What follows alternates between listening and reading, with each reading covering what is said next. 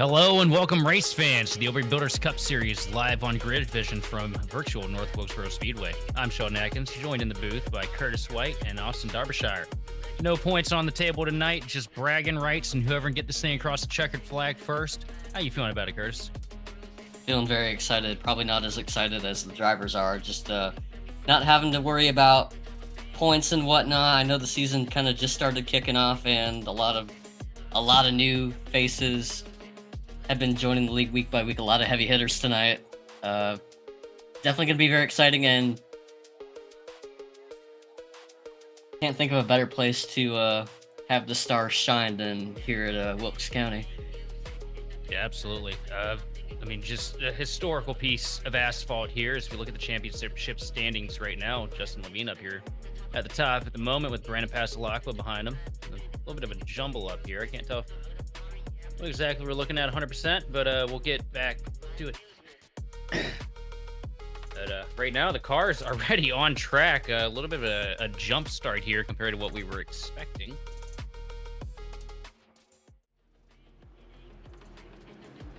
I'll tell you what, man. You know, we got the real deal coming this week for the All-Star race, the Cup Series, new layout, new banking, all kinds of cool stuff. But here we get a little peek back into the past here with the 87 layout. A lot of bumps, a lot of character to this track. Curtis, how do you feel about it? Like I said in the pre-race, very excited about it. I'm not too familiar with the Wilkesboro layout. I know it has a lot of character to it. Even just by looking at the cars kind of porpoising on the pace lap as the pace truck peels off and we're taking away to green here. And a quick start here. Sean Conklin already up through the gears down at turn one. Roger Pierce with a good advantage coming into 1 and 2, though. Gets a little bit high up into the gray. Going to lose a little bit of time, a little bit of momentum down the back straightaway here. And that's going to give the spot to Conklin. But here comes Pierce fighting back again on the top.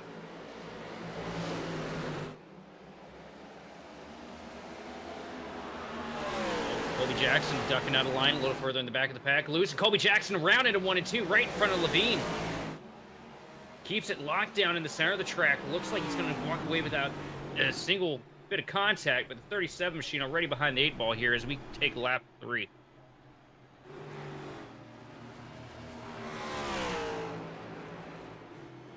Let's take a look at the replay here, see if we can't see what happened. So he just got to the throttle a little too quick coming out of turn 4.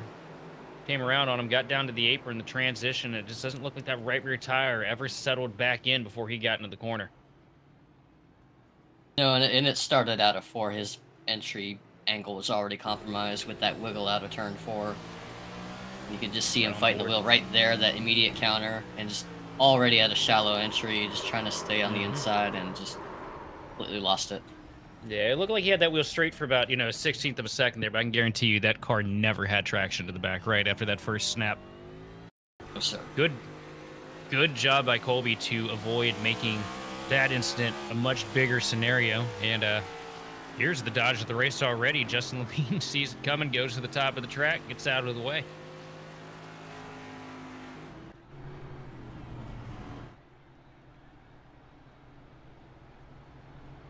A very close call indeed. You don't want to have your race end this early. I mean, we're only 3 to 4 laps into this race. And, I mean, I looked at the start with Roger Pierce. When he shot all the way up to the outside, it looks like you could kind of carry a lot of momentum, kind of like Rockingham. You just drive up towards the wall and try to arc your way out. It kind of drives.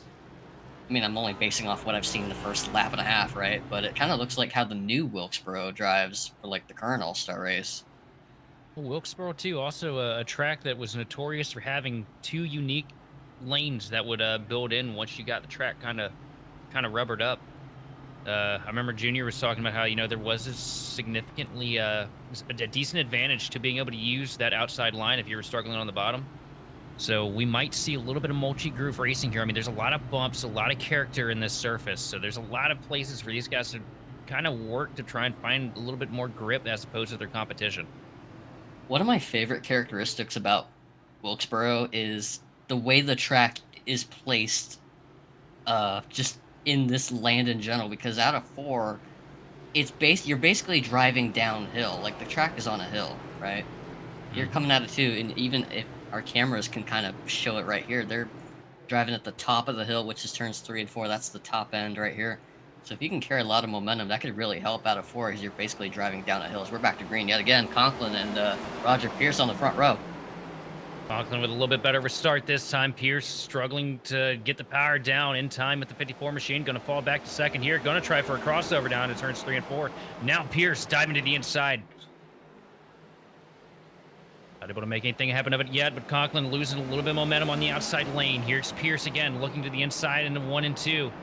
Up to the quarter panel, not able to do anything with it, though. Falls back in line for the time being as we dive out of turn 2. Good battle so far, but again, it's a long race. Everyone's just trying to get in a feel for their cars. Oh, the 72 machine around.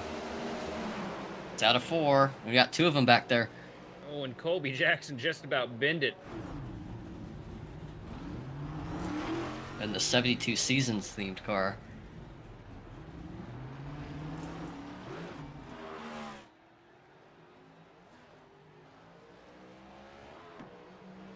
Let's see if we can't see what happened here. Right in front of Joseph Causey. Causey dives down to the inside. I mean, Joseph couldn't really run much lower there, but I don't think the 72 machine was expecting Causey to be there at the same time. And Colby gave him the old switcheroo right there. And Colby just had a final destination moment. I guess time must have stood still there because that was an impressive job missing that incident for the Tic Tac terrorist. He's right on board with Motley here as he goes around, and that could have been a whole lot worse for that 72 Seasons machine for sure.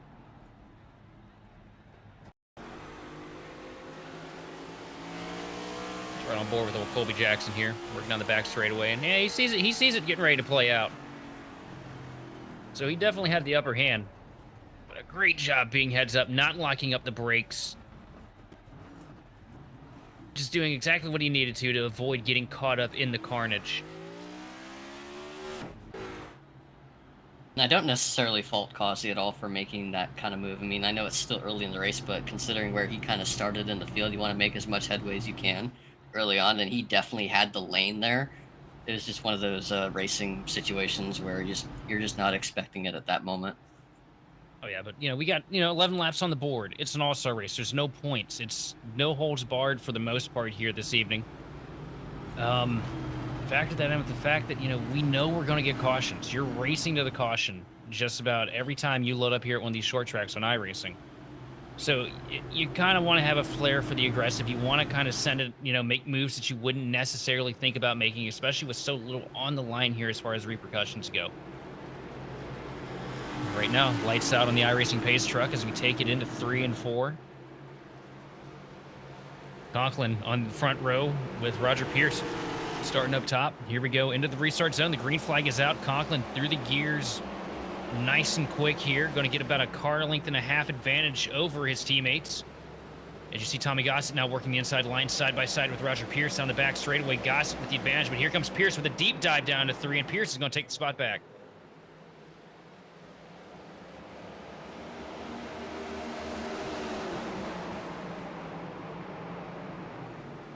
A little bit further back in the pack, Austin Edstrom sitting in the 5th position right now. Good run for him.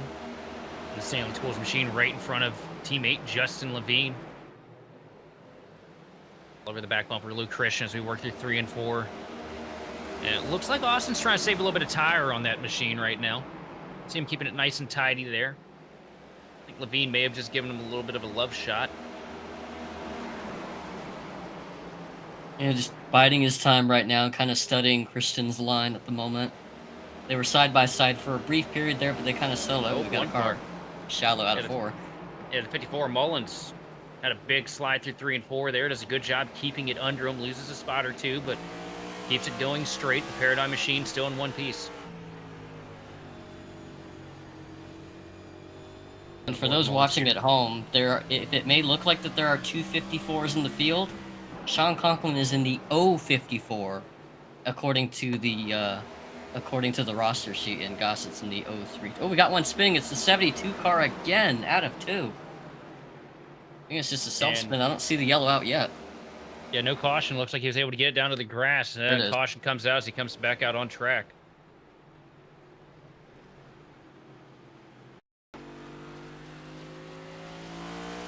motley here. I'll tell you what, I can't think of a more miserable feeling on iRacing than having a car that's just a little too free here at one of these short tracks, especially Wilkesboro. This place will turn around and grab you quicker than you can think.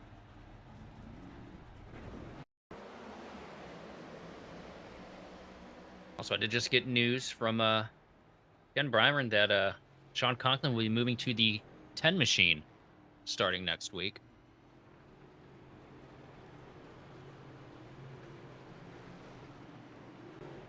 Also, while we're talking about number changes, be sure to fill out your driver sheets, your forms, and send us that nice little picture of your door number. That way we can have everything updated and looking good here on our graphics. I'm missing a couple drivers here. A lot of y'all doing a good job getting it to us, but I always want to make sure that we got everything streamlined and perfect.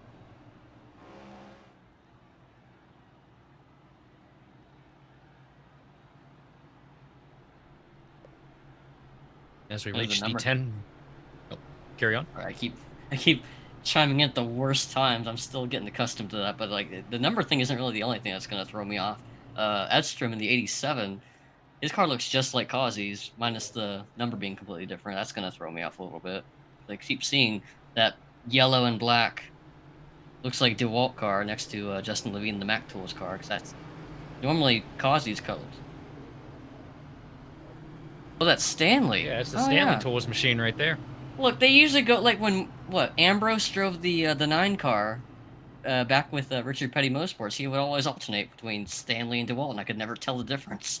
Well, if you want to yell at anybody, yell at the driver of that 56 machine, Johan Seminario, for that one. I'm pretty sure he did all the graphics for the one sim cars here tonight. Yes, he did. Hey, I ain't mad about it. The cars look great. It's just pointing that out. They look similar. Well, there's a little bit of a hue swap, all right? There's ever so slightly. Now, if you're colorblind, you're screwed. Can't help you.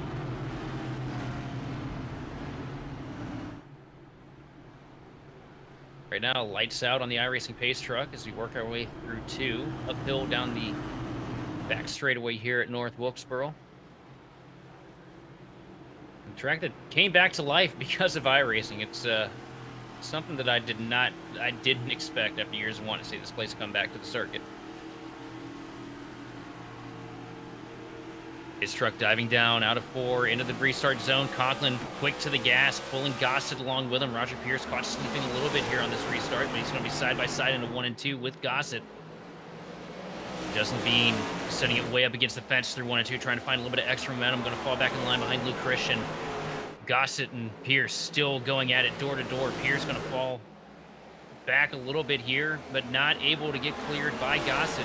Going to hang on the right rear quarter panel and make it difficult. I'm going to make him have to work for it here, but Gossett's going to take the spot through 1 and 2. He's going to keep it in the gas. Nearly gets into the wall a second time, but I think that's what the start Tommy Gossett needed. And for Roger Pierce, starting in second on restarts is usually not where you want to be because the leader has the advantage, and you're always going to put yourself in a bad spot where, you know, the third place guy is just going to get a better start than you. And Gossett was kind of at that every single restart. Pierce was able to hold him off every time, but I think that time it favors the 33 as he is now leapfrog up into second place ahead of Roger Pierce as you look at the stat sheet right down there. Pierce, he's not going to give it to him easy here. They may be teammates, they may be buddies, but Pierce is going to race him as hard as he possibly can. And you're seeing that right now. Pierce trying every which way possible to get under or above the 33 machine. Going to fall back in line here now, not able to find the momentum he needs to get pulled up to the door of Tommy Gossett's machine. With the mystery machine looking pretty good in second place right now.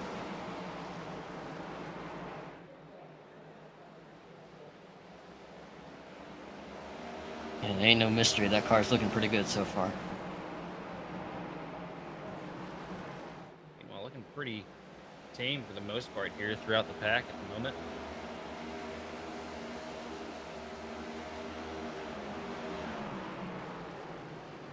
A whole lot of pass for position going on right now. Everybody just trying to settle in, see what these cars are capable of, try to save a little bit of tire, hoping for a long run. Here comes Roger Pierce looking to the outside again for second place. But just looking right now.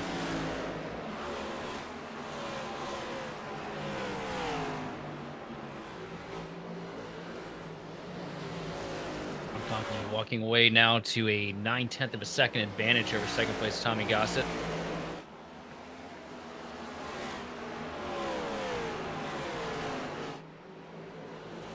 Looks like we got a little bit of a track condition change too. Clouds rolling in here, kind of dropping the track temp down. Now we're sitting at 104 degrees.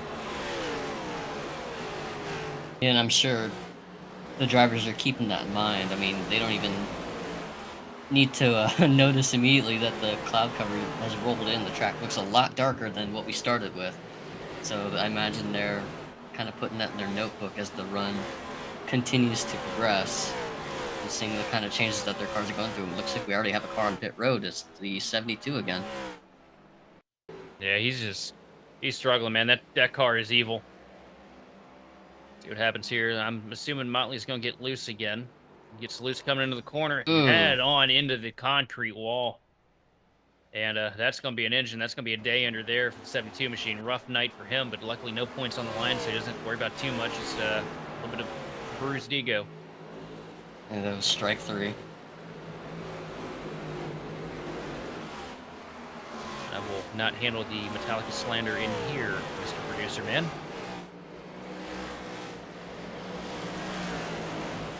Look at Austin Edstrom now, still trying to make some kind of an inroad on the 3 machine of Luke Christian, but Luke Christian doing a good job holding him at bay right now. Kind of looking a little bit like the typical next-gen short track racing that we're accustomed to seeing here in real life.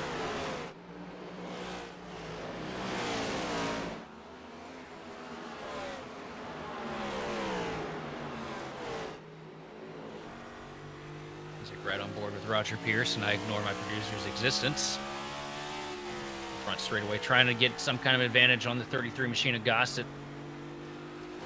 A bit of a stalemate right now, though. Gossett doing a really good job prioritizing his corner exit. See him lose a little bit of time on entry, but he's flying center off.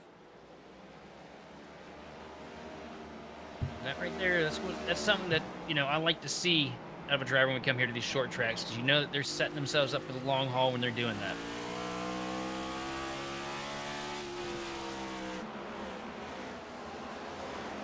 You're just not in a hurry to do anything right now, and look through the rest of the field here.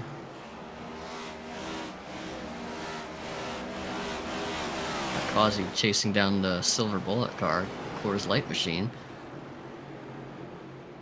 That's a good nostalgia pick right there. I think that's John Bender in that machine, the 23 Chevrolet.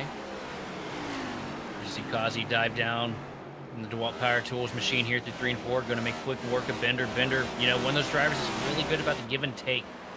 Saw it a lot when he was running ISCA a couple months ago. Just really good about, you know, if I don't have it now, I'm going to let you go by. And if I get it later, I'm hoping to get it back from you.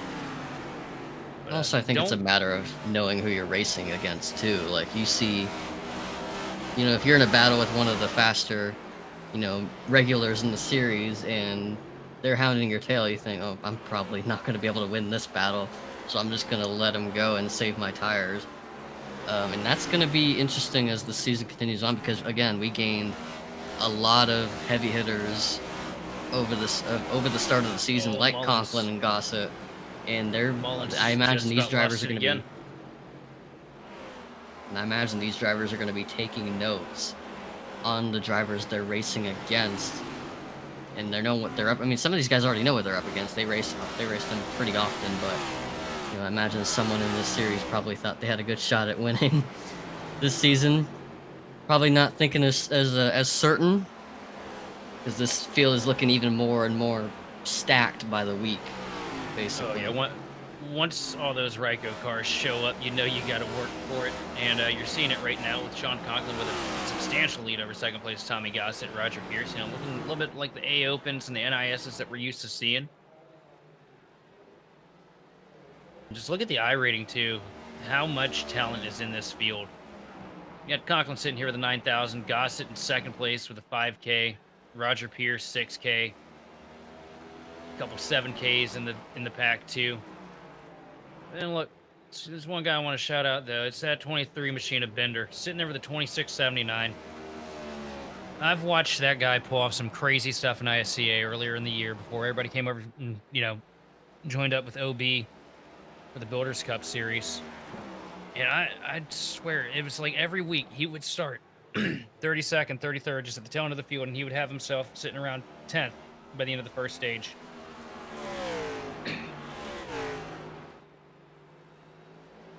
It's always the ones that lay low early on that rise to the top in the end.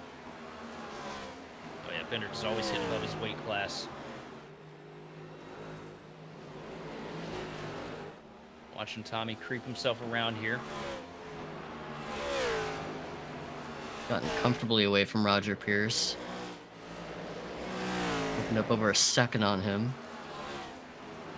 He's running two distinctly different lines too. 3 and 4, he's trying to get it down by the curbing and hug it as close as he possibly can. 1 and 2, he's all the way up at the top of the hill, just about, you know, as close to that outside line as you can get. But you see right now the 54 machine of Conklin running all the way up against the fence in 1 and 2.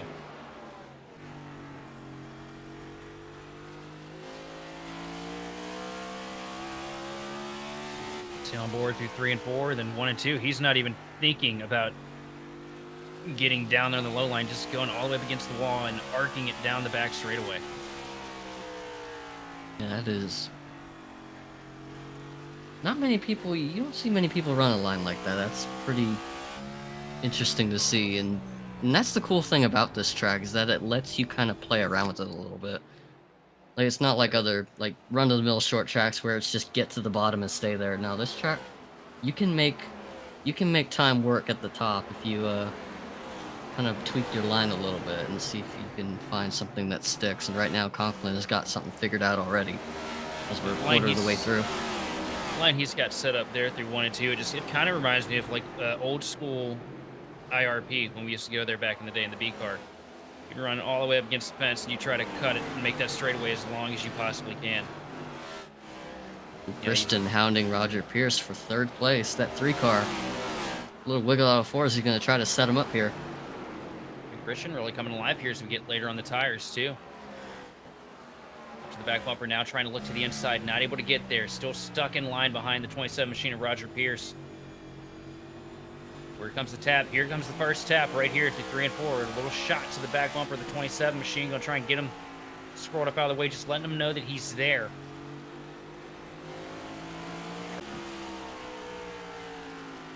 He just needs to find a way to set him up and maybe try to take his line away, because that inside lane in 1 and 2 is just... You're kind of limited down there when you got a car on the outside, and it's kind of... See, now here he's comes opened himself Edstrom. up. He's opened himself to Edstrom, the 87 Stanley car. Looking to make the outside work for his benefit, and actually going to try to do it in 3 and 4. Austin Edstrom trying to make something happen here. While Christian's laying the bumper to Pierce again, or at least trying to, like, get him to wake up a little bit so he can try to set up a pass on him. Oh, you're door to door again. A lot of wheel spin out of the 3 machine. Was almost a Code Brown situation. Able to get back to the throttle, though. Now he's going to look to the outside of Roger Pierce at 3 and 4. And that's what he about gets to the quarter panel here with a crossover. See, that's what I was hoping he would try to do. Try to take the outside away. But Pierce slammed the door in his face out of 4. And then you got Edstrom and Levine, Seminario. Causey's now up into 8th place. Colby Jackson. No, it's also the now up train. there after the issues that he had at the start. He's also back up there.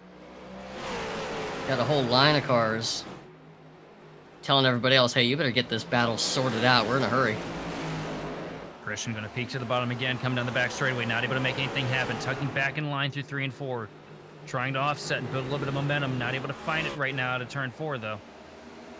Roger Pierce doing what he does best, man. That guy right there is one of the best defenders I've seen here on iRacing, and he's showing shades of Ryan Newman here as we work lap 60 here at North Wilkesboro.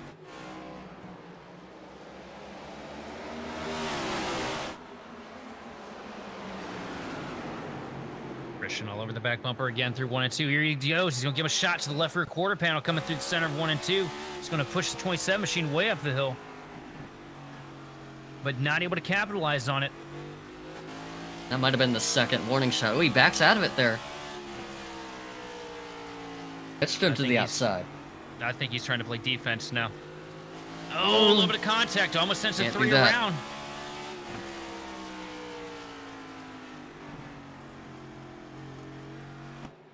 3 and 4, Edstrom now looking to the outside of the 3 machine. Down the front straightaway, Edstrom with the momentum. He's going to be able to get him through 1 and 2.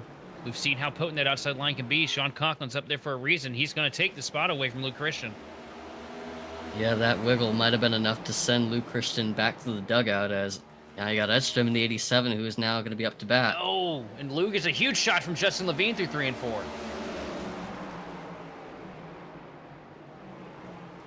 Levine going to the outside through 1 and 2. He's going to take away the spot with the easies, and he's going to put the 56 machine of Johan Seminario along with him. Now, is this a matter of, just the position that Luke Christian is in, or do you feel like he might have wore his stuff out trying to get around Roger Pierce, and he's paying the price for it? He was definitely charging the corners a lot more than, the rest of these guys behind him were, so it is a possibility. Just because that car in front of you is on more worn-out stuff than you doesn't mean that you can't tear your stuff up trying to get by him. If you can't get by him in the first couple laps, you really got to start thinking strategically about how to neutralize that situation. Oh, Jackson to the outside of Kazi for 8th place. 2 laps into the race, we saw the 37 machine spinning. And here we are on lap 67. He's up to the 8th position as he takes the spot away from Joseph Kazi into 1.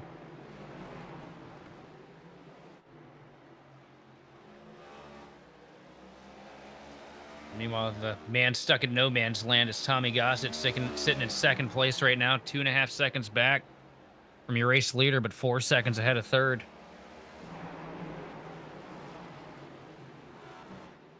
And it just doesn't look like anybody can figure out how to get past Roger Pierce.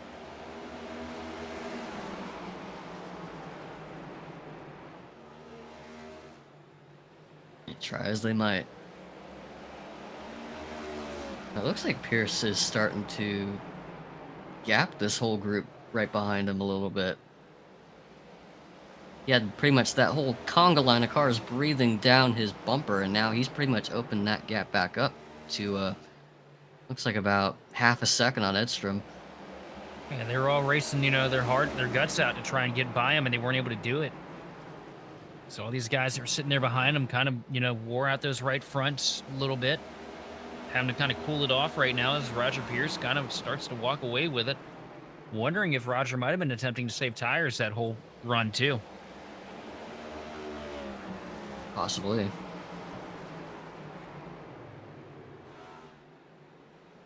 Doesn't hurt to. I mean, it's a long run. You need those tires for as much as you need them with how long the runs can get. You don't want to use them up so early, and some of these guys will fall into that trap where they feel like they have to use them, otherwise they're going to lose time. And you'll see guys like maybe Luke Christian, who is now back in 6th, but he seems to have regrouped as he is keeping up with Levine at the moment. Ooh, got a wiggle battle between Colby Jackson and Johan Seminario. Jackson, we saw him make the outside work on Joseph Kazi, and that's going to be another spot gain. It's a 4-wheel drift for Seminario, and that could be maybe 2 positions lost for the 56. It's going to be, as you see Kazi take the position away using the outside line through 1 and 2. Kazi now up to 8th. Johan loses 2 spots there in a matter of seconds.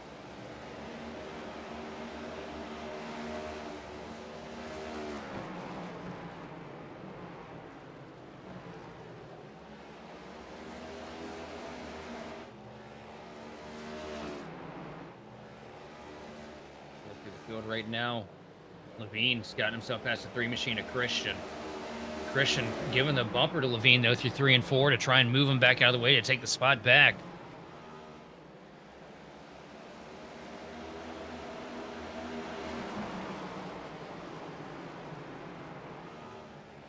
Right now, ooh, look at that. Yeah, he sent it in there. He was trying to move that 19 machine out of the way, but he just was not able to get it to connect. He was locked in on that bumper. Didn't quite get to him in time.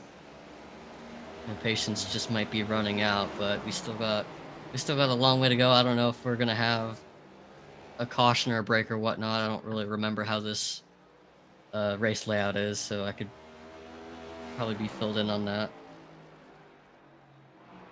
Just going green. All right, so no breaks. Run what you brung and hope you brung enough, brother. Let's look at Sean Conklin, your race leader, still sitting at 2.5-second advantage over Gossett. I got to give Gossett credit, though. He's doing a really good job keeping up the pace with your race leader right now. He did what he needed to do on the restart to get around Pierce, and it took him a little while to get up to speed, but, you know, right now, he's running pretty much similar times to Conklin. He's got about 2-second gap right now. He hasn't closed the gap at all. Conklin is just continuing to, you know, walk the dog on the entire field, but Gossett, you know, I think playing the long game right now doesn't need to hurry up and chase that 54 down at the moment, but he is comfortably at a consistent pace right now. And it's, you know, this isn't an easy track, too, to match pace with somebody, let alone, you know, an all-star talent like Sean Conklin. So impressive run so far out of the 33 machine of Gossett. And right now, Pierce is just, I don't think that Edstrom's going to be thinking about buying a Caterpillar if he ever wants to do any landscaping work around the house. As you see, he's still trying to wear out the back bumper of the 27 machine, but not able to find any kind of advantage on him. And Caterpillar also sponsored Ryan Newman for a bit, so this is pretty fitting. Yeah, it feels about right.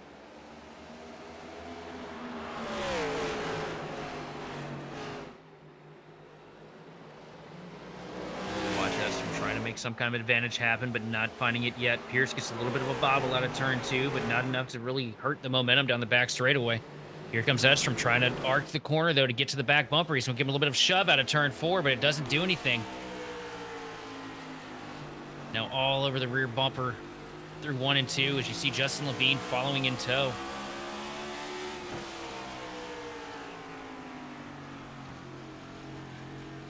I think he might have hurt himself there. No. Edstrom finds a good bit of momentum there. I thought that late checkup in the corner was really going to hurt him down the front straightaway, but it doesn't. Now he's going to dive down to the inside, try for a slide maneuver. Not able to make it happen, though. Pierce going to fly down the back straightaway. Edstrom back up to the back bumper again through 3 and 4, pushing him down the front straightaway this time. Now keep an eye on this number 9 car, Crosby. He's 2 laps down, and he looks like he is on... Ooh, Edstrom nearly lays the bumper to Pierce, as both of them are going to have to keep an eye on this number 9, who I believe is on fresh tires.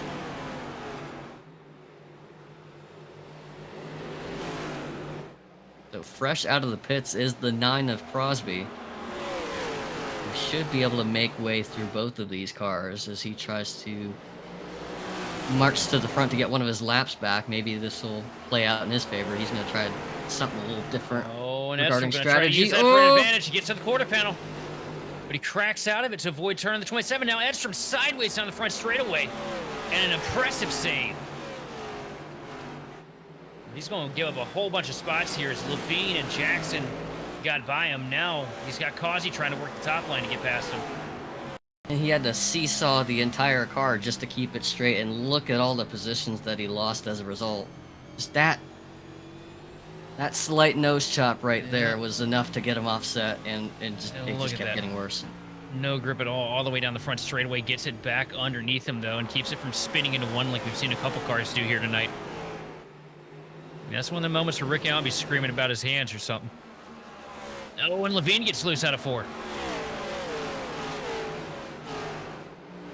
That's going to open up the door for Jackson. Here he comes working the outside line. Going to take away the spot from Justin Levine. But no, he's going to catch the fence. They're going to be dead even again into turn 3. Which one's going to have the advantage? Looks like it's going to be the 37 machine of Jackson here. Yeah, right. Whoa, they're touching door to door. I was going to say right now, at this point in the run, I like the 37 of Colby Jackson. He was able to... our producer says we don't negotiate with terrorists. No. As the Tic Tac terrorist has been able to make the most ground, at least in this point in the run. And he's going for Christian now. Yeah, Luke Christian actually, I think, pitted because he's a lap down, so now he's on fresh tires. That's right, he's currently scored a lap down in 12th. Luke Christian going to try to take advantage of the fresh rubber. It's going to be really interesting to see how these undercuts are going to pay out here. 91 laps on the board right now. Lou Christian on the freshest tires in the field, trying to work his way up to get the advantage here, and the rest of these guys tuck it down pit road for 4 tires and Sunoco fuel. But Conklin has just walked away. 3 seconds now over second place Tommy Gossett as we look at the battle for third place between Pierce and Jackson. Jackson going to try and set it up a little bit higher on the entry, open up the arc, try to get to the back bumper of the 27 machine of Pierce, and once again, just not able to do anything with him right now. A deep dive to the bottom through 1 and 2, still not able to make it connect. Pierce is going to get the advantage on the back straightaway and get the position back into 3.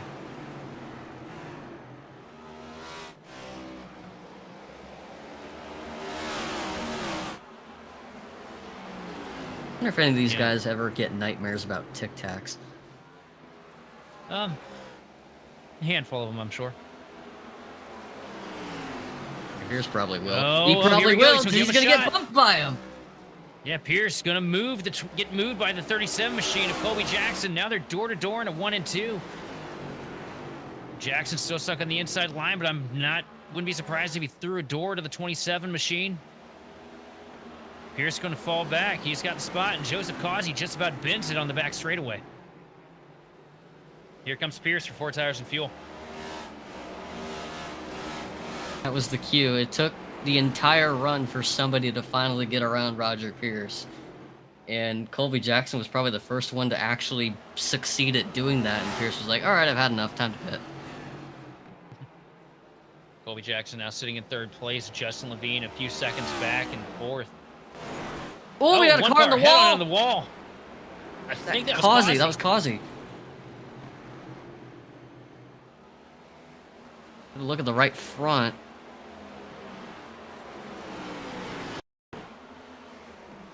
This is going to be a loose condition here. I got a good feeling. It's down there into 3 and 4. Gets to the gas. And hospital hop. Head on into the fence. And that looks like a little bit of suspension damage to the 88 machine.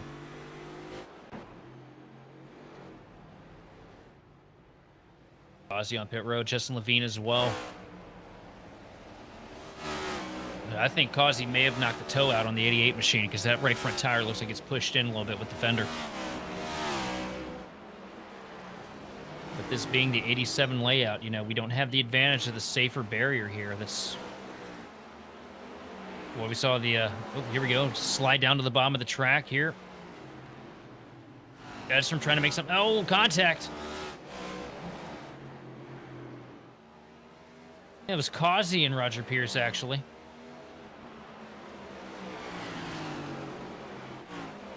Look at Austin Edstrom there. Yeah, it looked like it was Causey and Roger Pierce making contact. And our race leader had a front row seat to that exchange. Conklin right there in the back of shot.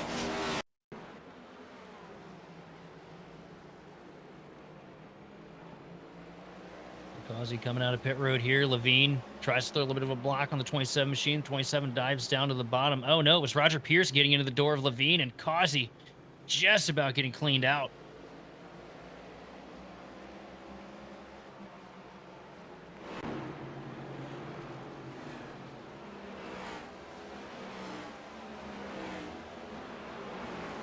Had a huge surge of momentum and had to decide that it had to go somewhere.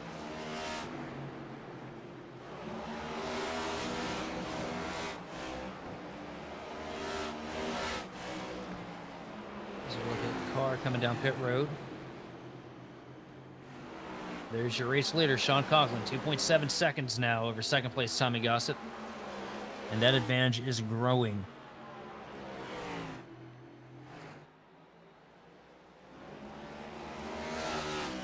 And here comes Sean Conklin down pit road, race leader coming in for 4 tires and fuel.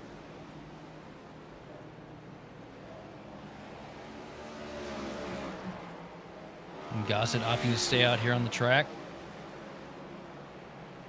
Pretty sure he's going to be coming down pretty swiftly here himself, staying out this lap here.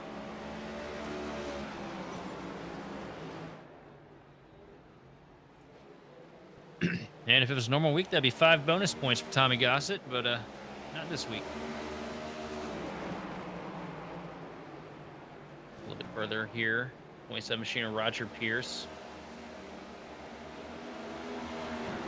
Trying to get past the 4th place runner on this current sequence of Mullins.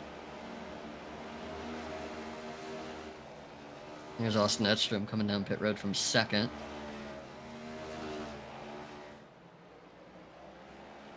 And Tommy Gossett still opting to stay out and lead laps. He's probably banking on a caution here. Right now, the car that I think will come out ahead at the end of the cycle is the 3 of Luke Christian because he got such an early undercut on the rest of the field. He'll have a temporary lead, but it'll be a matter of time before the car's on fresher tires. We'll get around him, but once this cycles out, it'll go to the 3 car. He's sitting there 13 seconds back. Conklin 5 seconds behind him. They're side by side right in front of him. It's definitely in a good spot for now.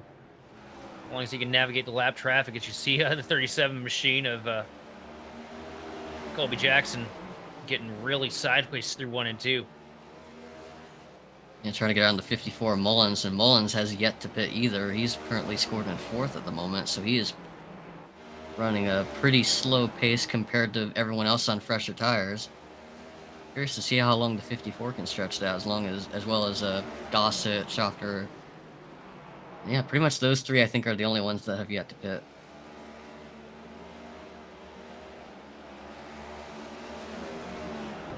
Conklin about to make a move here on Mullins, though, starting to get up to the back bumper.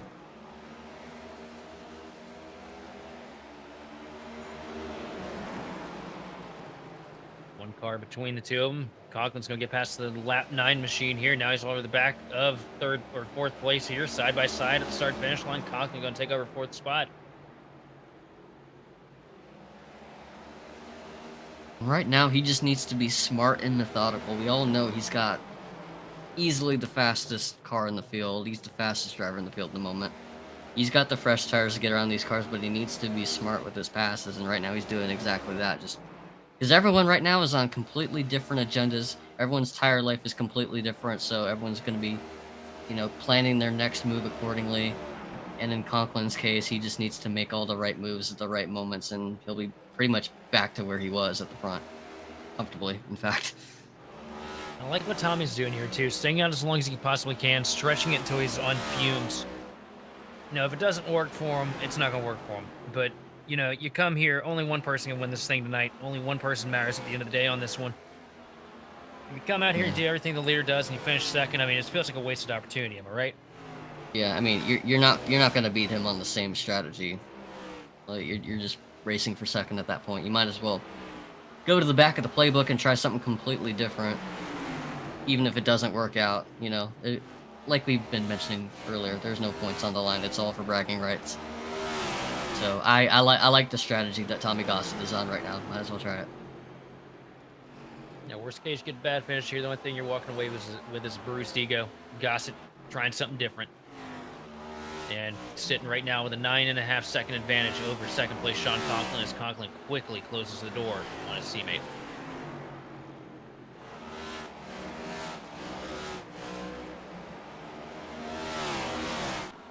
And also you see Justin Levine and Seminario finally getting themselves keyed up to try and get their lap back. Levine to the inside on the back straightaway, not able to get there yet. Here comes Seminario trying to take away the position from Levine, though.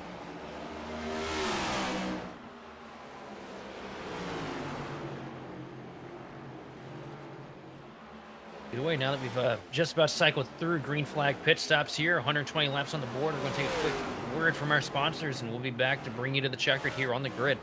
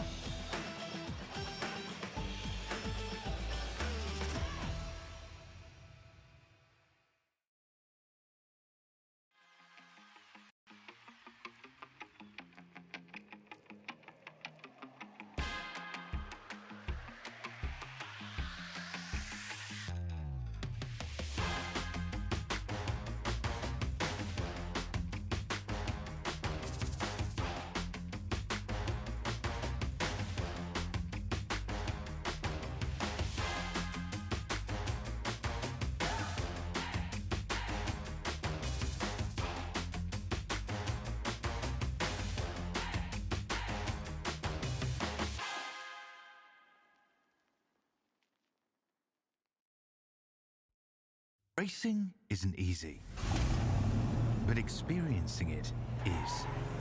iRacing puts you in the driver's seat with the industry's leading sim racing game.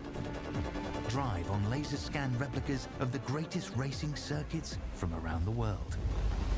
Go head-to-head against other drivers chosen by skill-based matchmaking to ensure competitive racing at every level. Compete across all your favorite series. In officially licensed cars, engineered to deliver the most accurate driving experience possible.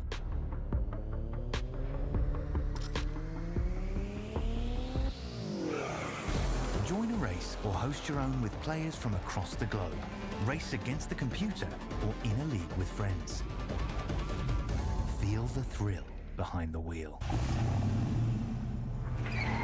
Visit iRacing.com.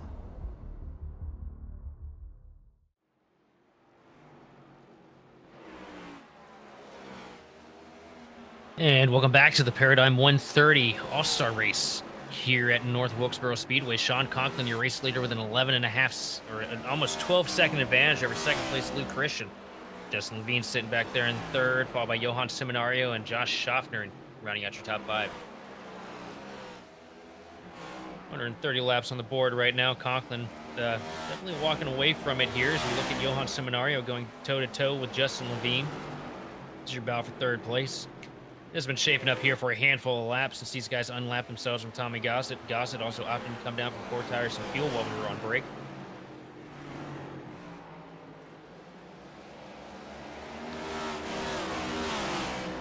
Curious about the 50 of Josh Schaffner, because has he pitted yet? I don't know if he has. Well, we can get that on here. I'm pretty sure he has, though.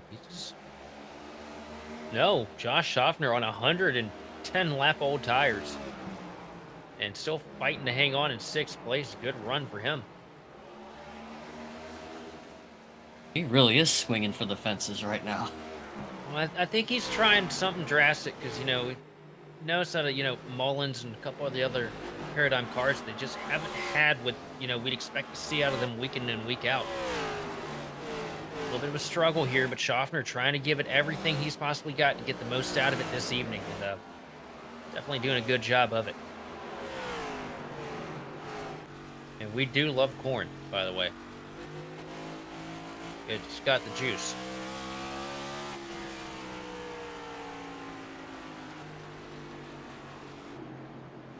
Also, a huge thank you to Paradigm, by the way, for sponsoring this evening's event, as well as a handful of others here as we tip ourselves later into the season here for the OB Builders Cup Series on Grid Vision. Now, Tic Tac Terrace diving down to the inside of Joseph Causey here. This is the battle for 7th place. Colby Jackson trying to make something stick here. Get past the DeWalt machine.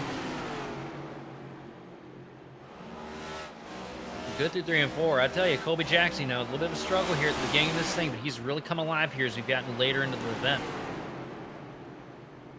All the way down, just about a pass in the grass. 3 wide out of turn 2. Oh, and Schaffner gets a shot from Tommy Gossett down the back straightaway. And there you see the tire difference between, you know, Tommy Gossett and Josh Schaffner, who's on 100+ lap tires. And you got someone like Tommy Gossett who pitted super late. But this battle's going to close in on itself with Austin Estrom in the 87. You know, the 87 pitted later than most of the field, so he's going to have a tire advantage against these two.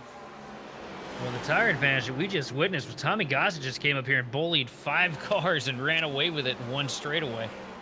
And look at the advantage he's pulling these guys already. That is the difference in tire now as you see him get himself up to the back bumper just about to the 54 machine, your race leader. If he can somehow maintain this pace, Tommy Gossett has a possibility. It's just a matter of maintaining this pace because you know those tires are going to plateau at some point. Question is, when are they going to plateau? You see him get to the back bumper now, trying to unlap himself from your race leader. He needs to try to unlap himself before they plateau. 3 wide pass. He's able to get it. Luke Christian's up against the barrier on the outside.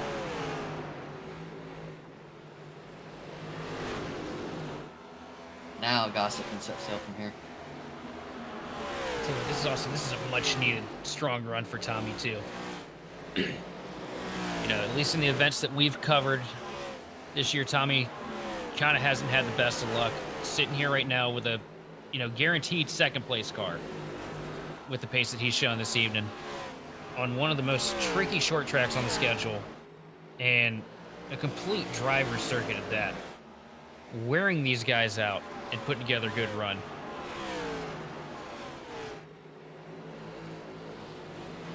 See him start to work himself up to the back bumper of Johan Seminario and Justin Levine. These are the next two guys for position here for Tommy Gossett. And the last three cars in the lead lap here in the shot.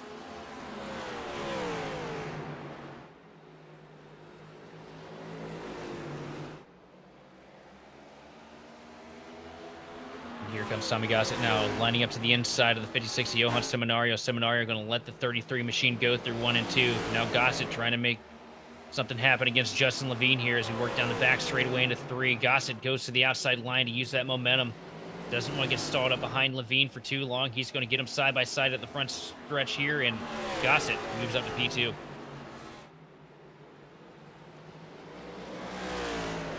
Also, Faceless Man 58, thanks for subscribing to Grid Vision here on YouTube.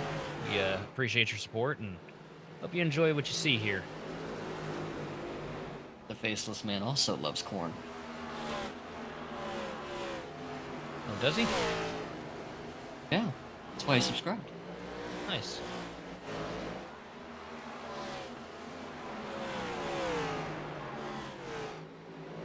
I'm curious to know who's gonna win this overall battle between Levine and Seminario. It always seemed like those two have been nose to tail all night long. That's a weekly battle right there.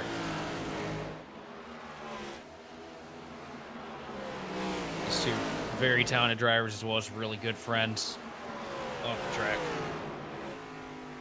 So right on board with Colby Jackson now as he gets up to the back bumper of Austin Edstrom.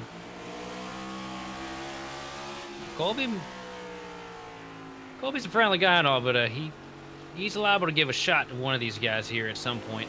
You see him still committing to that inside line through 1 and 2. That's where he's had that 37 machine. That's where he's had that 37 machine all night.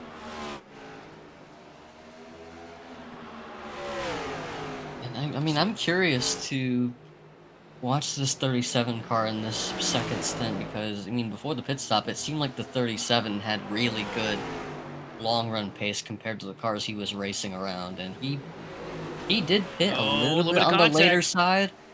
He did pit a little bit on the later side of those guys, and he's going to get side by side with Pierce, but I think we'll see this 37 car kind of rise closer to the top towards the end of this.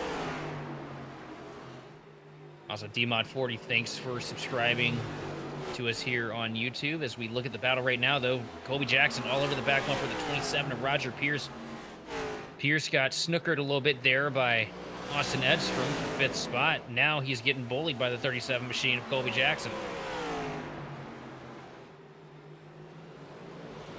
But in true Roger Pierce fashion, he's not going to make it easy. It's now Colby Jackson trying to look to the outside. Pierce is going to cover it on the front straightaway here.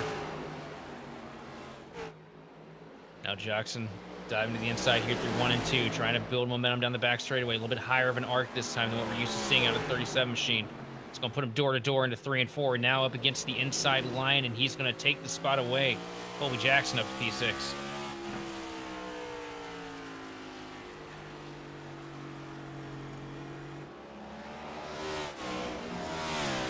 Now we're looking at second place. Tommy Gossett has already whittled away that 18-second lead that Sean Conklin had down to almost 11 seconds.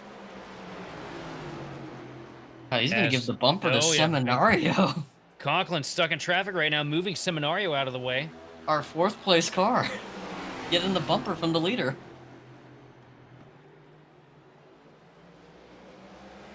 We've just been asked by our producer in the truck, has he fallen off at all? I don't know if he has, to be quite honest.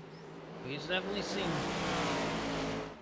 definitely seen some kind of fall off because Gossett is on a heater compared to him right now on the fresher tires. But as far as long run pace goes, relative to the other cars around him on the same amount of tires, same lap tires, Nobody's beaten Conklin on lap times. Which is about as surprising as you telling me that ice is cold.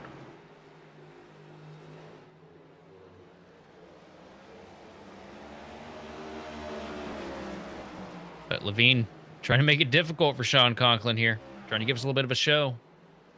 See him not really giving an inch to the 54 machine here.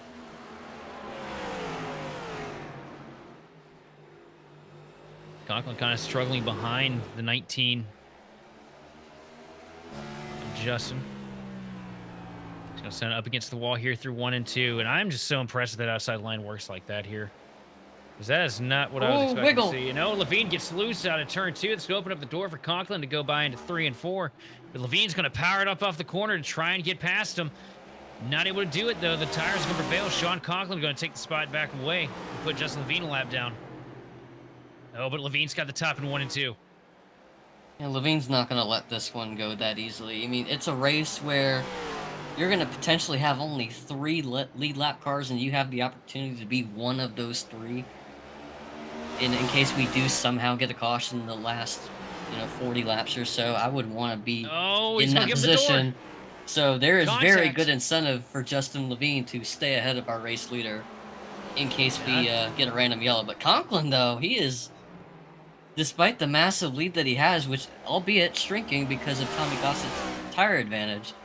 And this battle, too, this is not helping Conklin in any way, but it is doing everything but handing it to Tommy Gossett in second place right now. And now Conklin's still stuck behind the 19 of Justin Levine. And Gossett, man, he is rooting for Levine right now. Oh, he's definitely the biggest supporter of Justin Levine at the moment. He's like, I will buy Mac tools later tonight if you can hold him off for me for the next 40 laps. Justin Levine still holding the 54 machine at bay right now as he works into 1 and 2. Conklin going to send it deep up against the wall into 1 and 2. And I think he really hurt himself there. He lost a lot of time to Justin there that time.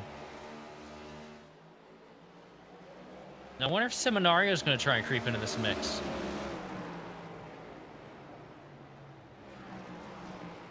He's just kind of watching this thing unfold right now, not in too much of a hurry. I think Seminario is probably hoping that these two kind of, goofily run into each other. He can just kind of scoot on by like Moses parting the Red Sea, but right now, not really a whole lot he can do right now except kind of watch, bide his time, and save his tires a little bit. 7.6 seconds now. Gossett has closed 11 seconds on your race leader, but Gossett gets a little bit loose coming out of turn 2. Going to lose a little bit of time, but pick it right back up as quick as he lost it. Conklin is still struggling to make anything happen against Justin Levine. And here I thought Roger Pierce was the best blocker in the field. Oh, here we go. He's going to give him the bumper through 3 and 4. Levine's making a good case for it now.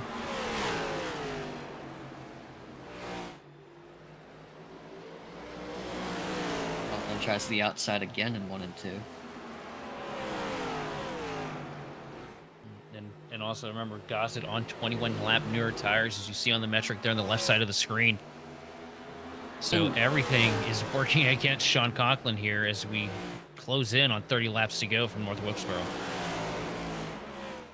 And also, you mentioned this earlier about, with the tire degradation and whatnot, and the tires, you say, get to a point where, they plateau, the lap times kind of stagnate for a bit. At what point in the run do those tires get to that point? At what point does, Tommy Gossett's pace kind of level out?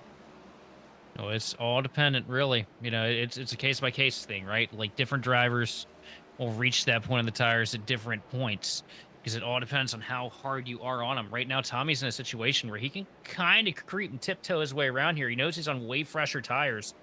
So if he can keep those things preserved for the long haul here, as you see, here comes Conklin to the outside of Justin Levine through 3 and 4. But Levine not giving him an inch. They're going to door out of turn 4 to the start-finish line, but Conklin's going to put Levine a lap down. He's not giving up though as he come out down the back straightaway, still side by side. Does he give him the bumper into 3? He tried. Swing and a miss. Yeah, that's going to be about all she wrote from the 19 here.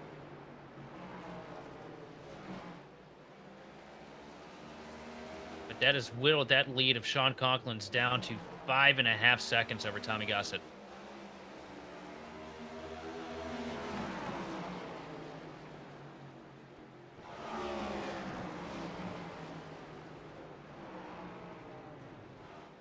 Justin's not giving up, though.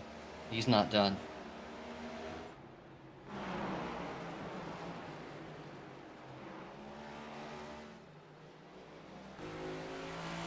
He's not giving up, but he's not there, though. So Sean can kind of breathe easy right now to an extent.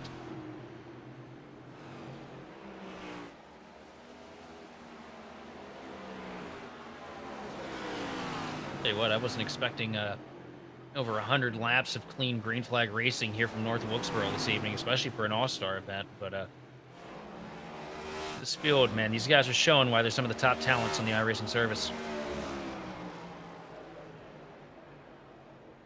I think that's probably why this race has gone so clean. If this was a points race, I feel like it'd be a lot more eventful, putting it in a nicer term.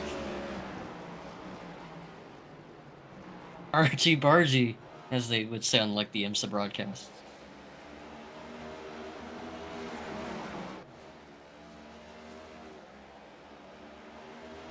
Something about aggressive goes around, as they would say on the NASCAR broadcast a couple years ago.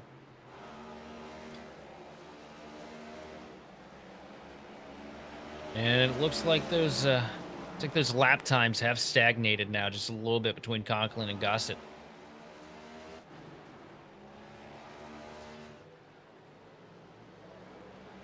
Now Conklin's got to work his way past the 50 machine of Schaffner.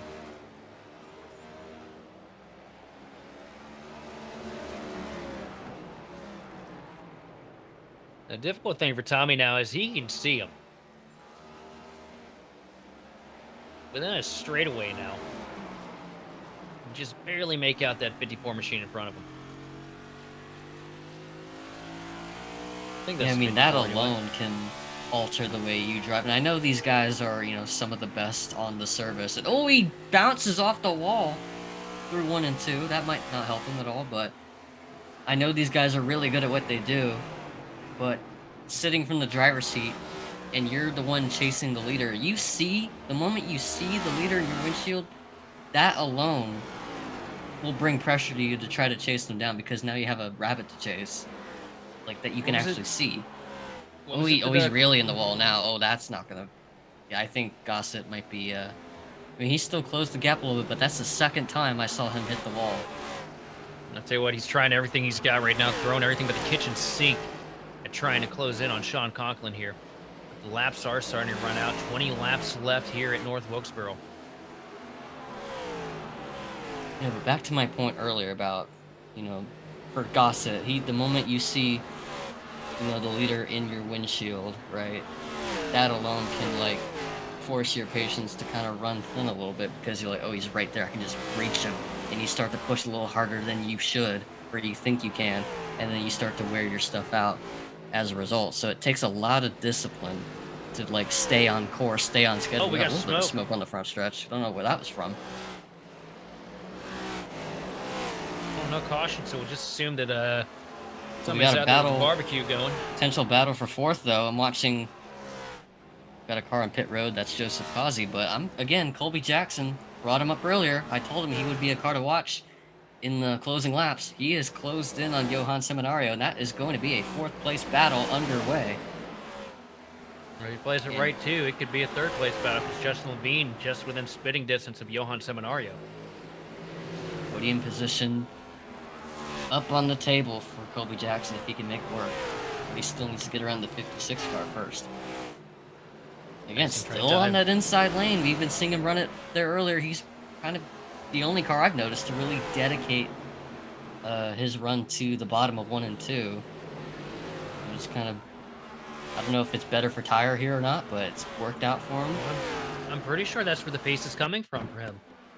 Because nobody else has been doing that, but nobody else has also been able to find that late run surge. Now we're looking at what happened to Causey. Gets loops it a little bit coming out of turn 4. Does an impressive job locking it down to keep it from throwing a yellow. The tough night gets tougher.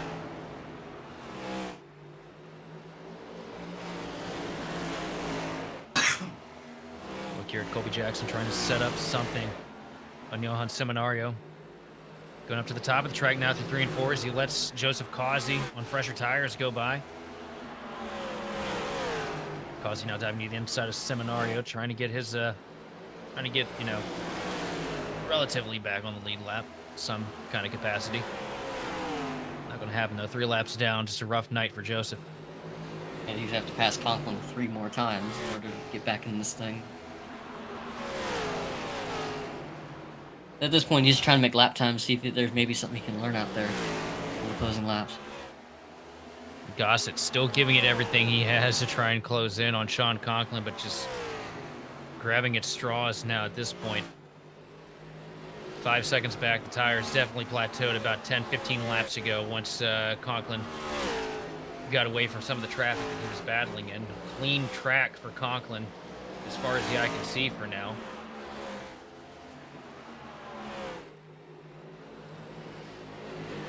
And Colby Jackson just about pushing the 56 machine of Johan Seminario all the way through 3 and 4. Now he's going to dive down to the inside in 1 and 2. Is he going to be able to make it stick? A little bit of a slide up the track. Seminario is going to take the advantage coming out of turn 2. Colby giving it all he's got as the Tic Tac Terrorist lines it up now on the outside line through 3 and 4. Trying to build a little bit of momentum, a little bit of smoke in front of him. Looks like Causey may have gotten loose again. I think that was who I saw there. And a little bit of contact. Seminario gets loose, saves it through 1 and 2, and Colby Jackson is going to take over P4. Bit of a shuffle and a shake, and the Tic Tac Terrorist is on his way. And oh, not like that. He got loose out of 4. Almost gave it right back. There we go. He's going to dive it down to the inside, try to make it stick. It walks up the hill a little bit, caught the bump wrong, maybe a little too late in the brakes. Gets in the door, Seminario, but does a good job of straightening his buddy out.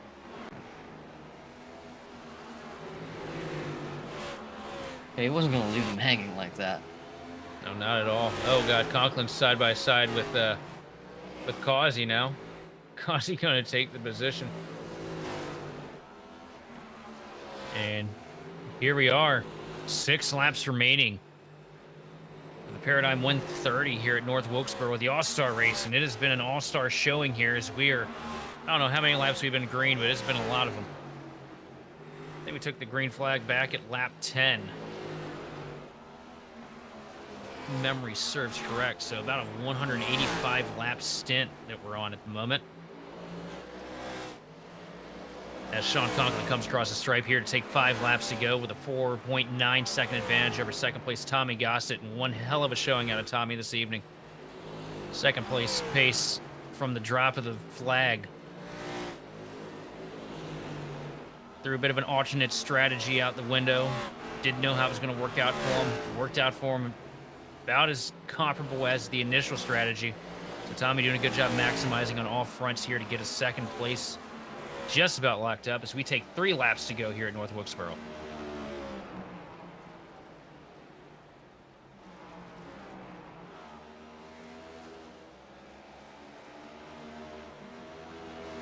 One, two down the back straightaway into 3 and 4. Smooth sailing here for Sean Conklin. It has been since the green flag came out. All he's got to do is get it through. 2 more laps here. 4 sets of corners up against the fence through 1 and 2. Nice flick down to the bottom right off of the first seam. Propelling him down the back straightaway into 3. And into 3 and 4. Down the front straightaway here. White flag in the air. 1 lap to go here at North Wilkesboro. Next flag ends it. Sean Conklin has led every lap from the drop. Well, just about every lap, aside from a little bit on a pit sequence. But into 3 and 4 for the final time, and with probably the most dominant performance I've seen out of him so far, Sean Conklin is going to win here at North Wilkesboro.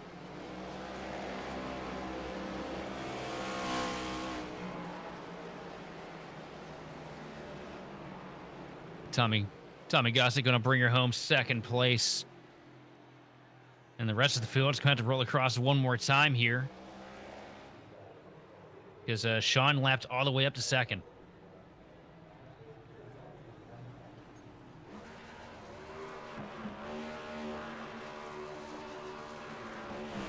And this was, without a doubt, a performance worthy of putting your stamp on it as he's doing right now. Like, and even if this is just an exhibition race, he has put this league on notice. I mean, everyone knows already how good he is. He just came into the league like last week and won, if I'm not mistaken. I'll tell you what, it's Conklin. Anywhere you put this kid, man, he comes out with the hardware. Week in and week out, this is one of the best drivers I think I've seen on the service. And, I hate to, sit here and, I hate to gas a driver up constantly, but this is one that definitely deserves it. Because everywhere he goes, he wins.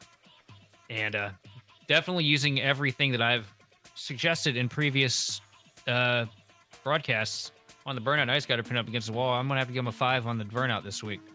But here we are looking at the unofficial results here. Sean Conklin first, followed by Tommy Gossett second. Third, Justin Levine. Fourth place, Colby Jackson with an impressive recovery. Fifth place, Johan Seminario, followed by Austin Edstrom, Roger Pierce, Lou Christian in eighth. Ninth place going to Greg Carr, and rounding out your top 10 is going to be Josh Schaffner. Joseph Causey had a handful of a car all race, puts him in 11th place ahead of Randy Mullis in the 54. Josh Hyatt in the 2, Chris Crosby in the 9, John Bender falls to 15th in the 23. The 72 Seasons car of Dustin Motley finishes 16th. Adam Benefiel 17th. Tim Wortman, Corey Moore. We didn't really hear much from any of those guys, so I imagine they probably didn't. I don't think they even took the green flag for that matter, but there they are at the bottom of the score sheet. 200 laps, 130 miles gone with what feels like the blink of an eye here. Currently waiting for these drivers to make their way up here into the channel so that we can interview them. But hang on. And here we are sitting with third place, Justin Levine. Tell me about your night, man. I don't know how I ended up here. Never ran this track at all on iRacing. I think I got like 15 laps actually in pit road in practice there. Botched Q. And I was like, I'm just gonna follow everybody else. Burnt the right front up. Couldn't get the turn for shit.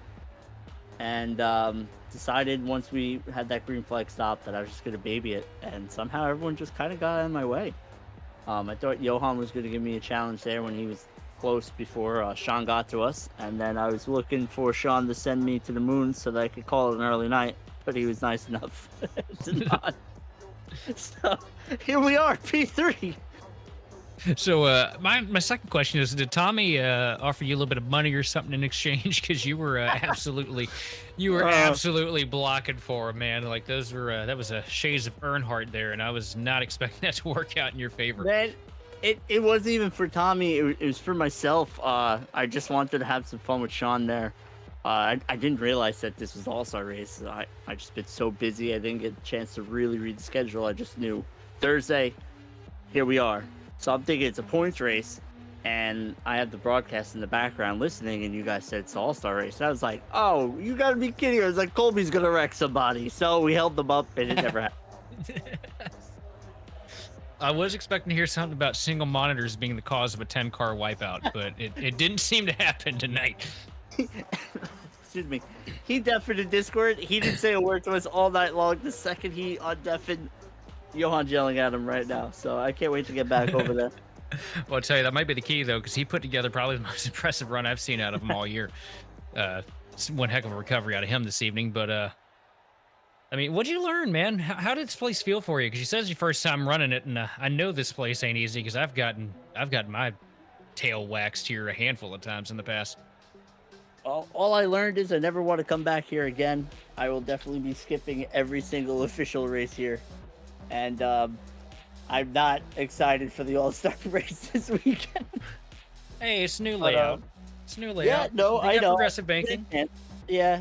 This car is not fun here. It's super tight, which it's super throttle sensitive. So you put that 1% too much throttle, it plows then you have too much wheel in it, and it tries to snap on you. And then that one slide that Austin and I had early, before the green flag stopped, it just died. And I was like, oh man, I can't wait to see what my tires are. And they were excellent. They were still above 90, and I was like, it didn't drive like that. So I don't know. Blow this place up. that's my take on it. You think that's bad? You should try the B car here with this unsealable left front splitter. It's a hoot. I promise you. It's great. You need a Watkins Glen setup driving on 3 wheels. Oh my god. Yeah, it's basically what it feels like. But well, I mean, with the 3rd place performance and what you feel like is a fluke of nature, who all do you want to thank for this one tonight? Well, shout out to all the admins and everybody that puts us on. A lot of fun. Been having a lot of fun in this league. Of course, you guys can't wait to go back and watch the broadcast. Best in the business, and all the viewers and fans. Oh, thanks for stepping up here and talking to us here after a difficult 200 laps from North Wilkesboro. We'll send this thing over to Curtis White with our 2nd place finisher, and probably one of the most impressive. Damn you, runs. Tommy Two-Tone! Probably one of the most impressive runs of the night. Curtis White sitting next to Tommy Gossett. I'm gonna finish that off and say at least this wasn't an official race, otherwise we would be here for another hour, but never mind that. Let's talk to our 2nd place finisher, Tommy Gossett, who decided to go to the back of the playbook to try something a little different on tire strategy, pitting later than almost everybody else there. Tommy, it looked like you were trying to make it work there in the end, just didn't quite have the tires in the end, didn't have enough time to gain on Conklin there in the end. Just walk me through your journey to try and try to beat the 54 Conklin there. Looked like that was really all you got. I don't know. Well, obviously he was way faster than me. He's a better driver. That goes without saying. If I would have known that Levine was going to turn into prime Ryan Newman, I would have stayed out another 10 laps to have even fresher tires. But I had to try something. I wasn't going to do it just sitting there where I was and following Sean. So I just wanted to throw a Hail Mary and see where it came out. Well, there goes my next question. I was going to ask him if you paid Levine off to hold him for you, but no, I did not. It looked like that might have been your only shot there, because I mean, yeah, either that or like Sean's internet disconnecting on the tube. No, but yeah, we knew that Conklin was going to have the faster car there. It looked like you were pretty even with them for a little bit, at least in that first stint. Was there anything that you felt like you needed more of in this race, or? Yeah, talent. Well, there you have it. All right. You always get honest answers there. It's very much appreciated. Well, Tommy, appreciate your time up here in a second. Is there anyone you want to shout out before we let you go? Yeah, first off, I always got to thank God. I got, obviously, Gossett's plaster all over my car, so I got to thank my mom for allowing me to run all of our company logos. I got to thank Ken for the great setup. Obviously, I have zero talent without a setup carrying me, so thank him for piggybacking off of him for these last 3 years, and I hope to do so forever in the future. And thank y'all for the great broadcast, and thank you to the guys for putting on this league. It's a ton of fun, and I look forward to Charlotte. Absolutely, and we'll let you go here. Congrats on the 2nd place finish there, Tommy Gossett. Good run tonight. Thank you. Pass things back over to Sheldon, who will drag in our race winner, Sean Conklin, and we'll give him his flowers for the night. Oh man, I was hoping a really cool soundboard bit from Sean Conklin, but nothing. But man, what a dominating performance, man! I feel like I say this every week, and you need to make it more hard. You need to make it more difficult for yourself, dude. Because like, keep walking away to these like endless leads, man. Like, tell me, how do you do it? That's what happens when it goes green. Yeah, I don't know. I just I like green flag runs a lot, and especially someplace like here at a short track. I don't know, it just suited my style here tonight. We were able to keep tires on it and run away on the long run there. So, I mean, an uneventful night for you, aside from leading everything and running away. Really, the only moment of contention I can think of you even bumping into all evening was when you got stuck behind Levine for what felt like 20 laps. What was going through your head there?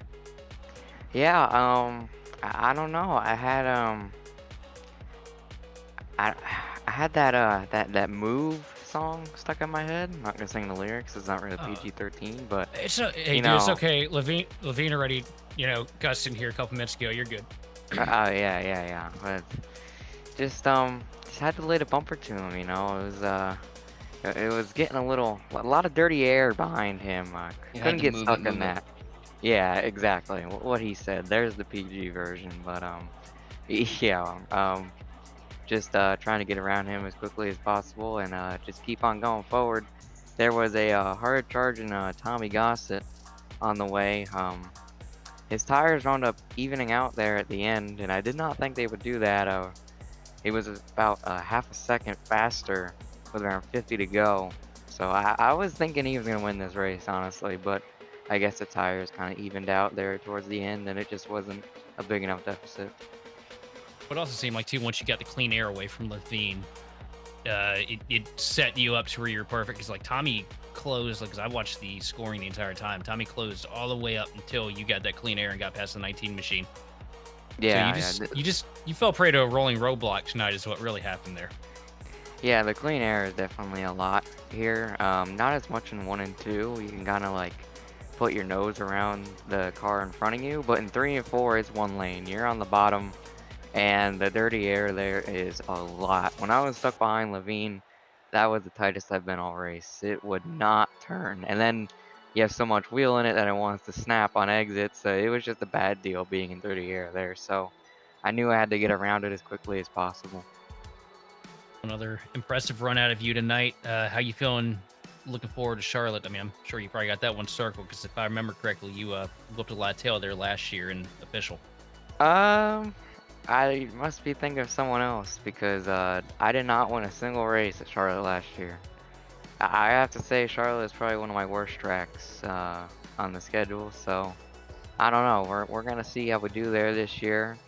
Hopefully a lot better than last year, but no, Charlotte's not really a track I'm looking forward to based on last year's efforts, but hopefully we're a lot better this year. Well, we're looking forward to seeing what you bring next week. And who all do you want to thank for this dominating performance here from North Wilkesboro? I just want to thank Ken and Roger for putting in laps today, getting this set up ready. And it was definitely a ripper on the long run. So, yeah, that's pretty much it. Well, man, congrats on the win. And thanks for coming up here and talking to us here after the race. Like I said, looking forward to seeing what you guys got next week. And we are about to wind down here for the evening from Grid Vision. Before we do, Curtis, I'd like to know your final thoughts on the evening's events.